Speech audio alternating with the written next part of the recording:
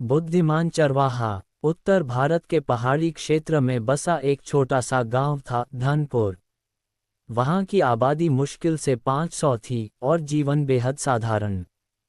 खेत, पशु और मिट्टी से सने पैर, यही थी वहां की दुनिया। इसी गांव में रहता था एक 14 वर्षीय लड़का गोपाल।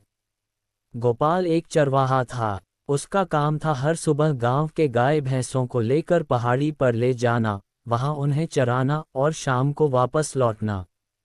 लेकिन गोपाल साधारण नहीं था। उसमें कुछ खास था। उसका दिमाग तेज था, आंखें चमकती थीं और हर चीज को समझने की जिज्ञासा उसमें कूट कूट कर भरी थी। जब बाकी चरवाहे पत्थरों से निशाना लगाते या बांसुरी बजाते, गोपाल पेड़ों की छाल पढ़ता, नदी की गति को देखता और आसमान के बादलों से मौसम का अनुमान लगाता। उसके पिता एक गरीब किसान थे। माँ बचपन में ही गुजर गई थी। गोपाल की दुनिया थी उसकी बहन गौरी, कुछ किताबें जो स्कूल से उधार मिली थीं, और पहाड़ों की गोद। एक दिन गांव में डुगडुगी बजी, सुनो सुनो। महाराज चंद्रवीर सिंह ने राज्य भर में घोषणा की है कि जो भी युवक अपनी बुद्धिमानी से 3 कठिन प्रश्नों का उत्तर देगा, उसे राज्य का महामंत्री बनाया जाएगा। गांव में सब हंस पड़े, अरे ये तो राजा की सनक है। कहाँ हम किसान ग्वाले और कहाँ मंत्री पद। लेकिन गोपाल की आंखों में चमक थी। उसने अपने पिता से कहा, बाबा मैं दरबार जाना चाहता हूँ। पिता पहले चौंके, फिर गंभीर होकर बोले, बेटा ये खेल अमीरों का है। वहां तेरी कोई नहीं सुनेगा। गोपाल ने सिर झुकाया, लेकिन बाबा क्या गरीब को सपना देखने का हक नहीं। पिता की आंखें भर आईं। उन्होंने बेटे के सिर पर हाथ रखकर कहा, जा बेटा जा और दुनिया को दिखा दे कि ज्ञान जात पात या पैसे का मोहताज नहीं होता।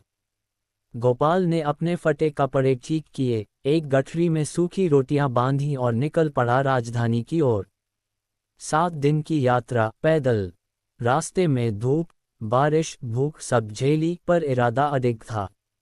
राजमहल पहुंचा तो गेट पर पहरेदारों ने रोका, तू कौन? किस लिए आया है? गोपाल बोला, मैं 3 प्रश्नों के उत्तर देने आया हूं। पहरेदार हंसे, देखो ग्वाला आया है मंत्री बनने। लेकिन शोर सुन राजा बाहर आए। उन्होंने गोपाल की आंखों में आत्मविश्वास देखा और कहा, ठीक है, पहले प्रश्न का उत्तर दो। सवाल है, राज्य का सबसे बड़ा खजाना क्या है? भीड़ चुप हो गई। गोपाल ने मुस्कराकर कहा, महाराज, राज्य का सबसे बड़ा खजाना है जनता का विश्वास।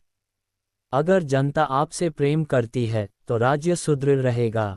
अगर विश्वास टूटा तो महल भी मिट्टी हो जाएगा। राजा गंभीर हो गए। सच कहा, विश्वास ही शासन की नींव है।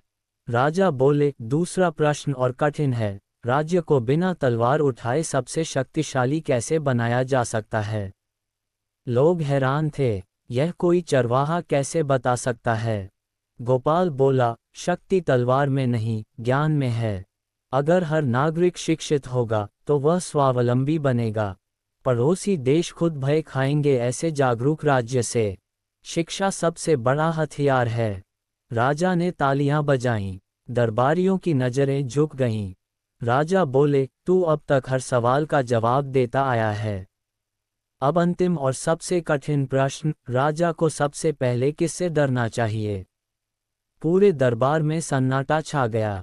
गोपाल ने कुछ पल चुप रहकर उत्तर दिया, राजा को सबसे पहले अपने अहंकार से डरना चाहिए। अगर राजा खुद को सबसे बड़ा माने तो वह जनता की आवाज सुनना बंद कर देता है। और वही उसके पतन की शुरुआत होती है। राजा की आंखें नम हो गईं। वह सिंहासन से उठे और गोपाल को गले लगा लिया, आज से तू इस राज्य का महामंत्री है। तेरी बुद्धिमानी ने मुझे भी नया ज्ञान दिया है। अब गोपाल गरीब चरवाहा नहीं था। वह राजमहल में बैठा था, लेकिन दिल से वही सादा। उसने अपने गांव के लिए स्कूल खुलवाए, नहरें बनवाईं, गरीबों के लिए मुफ्त अन्न योजना शुरू की। जब दरबारियों ने कहा, तू ज्यादा गरीबों पर ध्यान देता है, तो गोपाल बोला, क्योंकि मैं जानता हूं भूख कैसी होती है। मैं खुद भूखा रह चुका हूं। कई सालों बाद जब गोपाल अपने गांव लौटा तो पूरे गांव ने फूलों से स्वागत किया। पिता अब बूढ़े हो चले थे, लेकिन बेटे को देखकर फिर जवान हो उठे। गौरी अब पढ़ लिख कर गांव की पहली महिला डॉक्टर बन चुकी थी। गोपाल ने वही पुरानी पहाड़ी पर जाकर पशुओं को देखा, आंखों में पानी आ गया। वह बोला, इन्हीं पहाड़ों ने मुझे सिखाया सबसे बड़ा ज्ञान है सीखने की ललक। अगर यह हो तो कोई भी चरवाहा महामंत्री बन सकता है। सीख, गरीबी कोई बाधा नहीं, अगर आपके पास हो बुद्धि, साहस और आत्मविश्वास। सच्चा राजा वही है जो अपनी जनता की आवाज़ सुने, और सच्चा बुद्धिमान वही है जो सीखना कभी न छोड़े।